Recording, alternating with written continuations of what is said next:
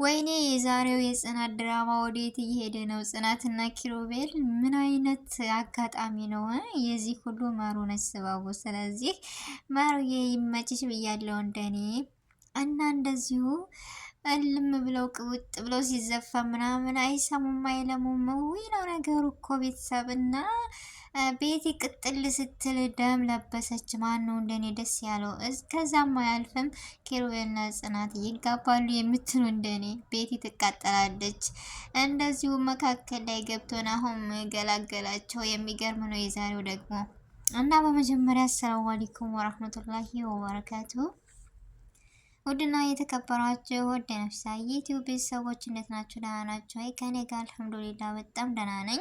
እንደውም ክርስቲያን እህት ወንድሞቼ ሰላም ብያለሁ። በያለንበት የዓለም ዳርቻ ሰላማችን ብዝት ብዝት ተረፍረፍ ይበልልኝ።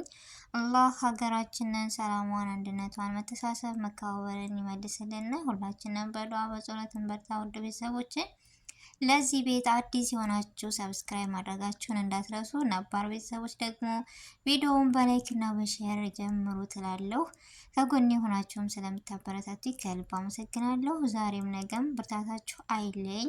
ስህተት ካለ እረሙኝ፣ አስተያየት ደግሞ በኮሜንት አስቀምጡልኝ እላለሁ እና እንደተለመደው የጽናት ድራማ በጉጉት የምንጠብቀው በጣም አስተማሪና እኔ እንጃ እጅጉን ደስ የሚል ድራማ ነው።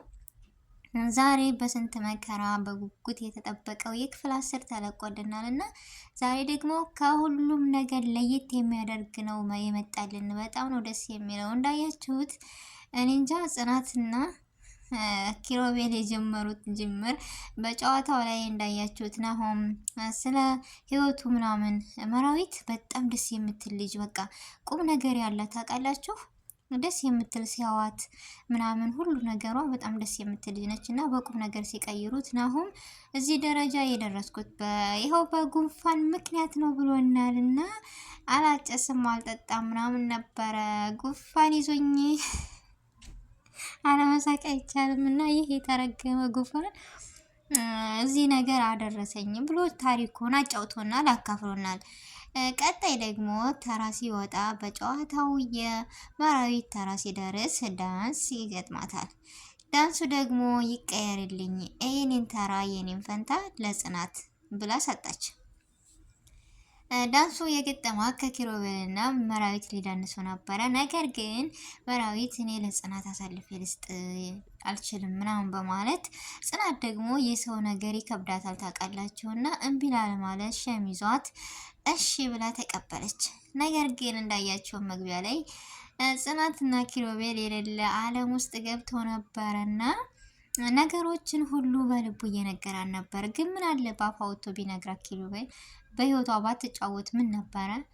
እኔ ይሄን ሁሉ ይቀባጠርከውም በህልም ሳይሆን በእውነ ብትነግራት ደስ ይለኛል። እንደኔ ጽናት እኮ ሁሉ ነገር የሚገባት ምርጥዬ ልጅ ነች እና መራዊትም ደግሞ እንደዛው። መራዊትና ጽናትን የሚወድ እንደኔ በጣም ነው የሚወዳቸው። እኔ ነገር አለማቸው ሰውን የሚረዱ በማንነት ብቻ።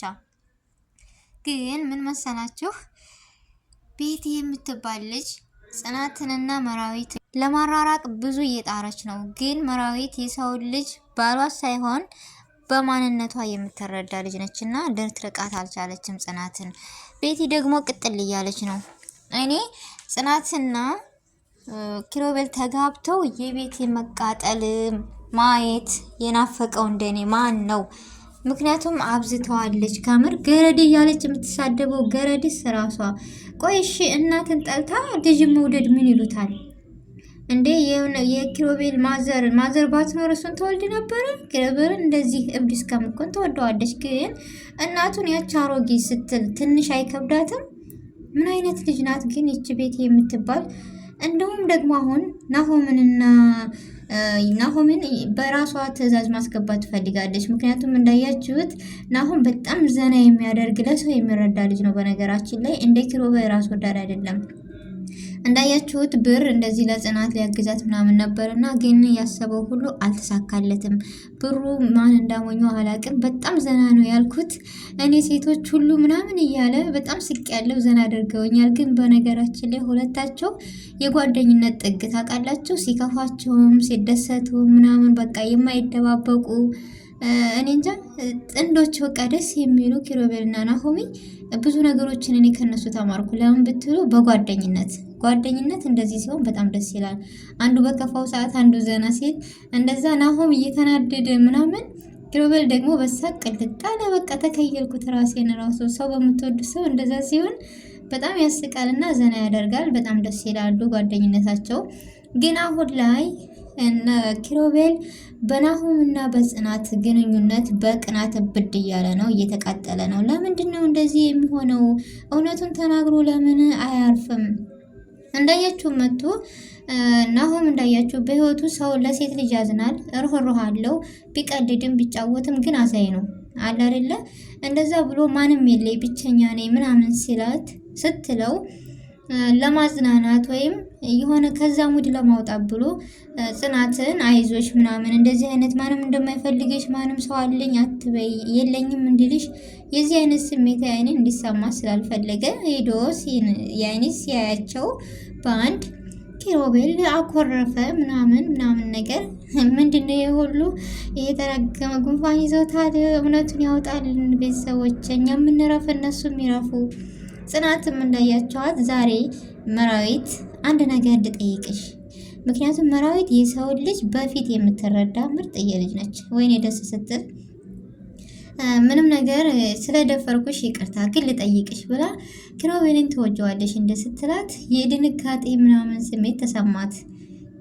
ጽናት ልትነግራት ፈለገች፣ ግን ደግሞ ይሆናል አይደለ ያለችበትን ቦታ ሰራተኛ እንደመሆኗ ድሃ እንደመሆኗ ስታስብ እኔ እና እሱ እኮ የማንገጣጠም ልጆች ነን እንዴት ብለን ምናምን የሚለውን በጣም እንትን ይላታል።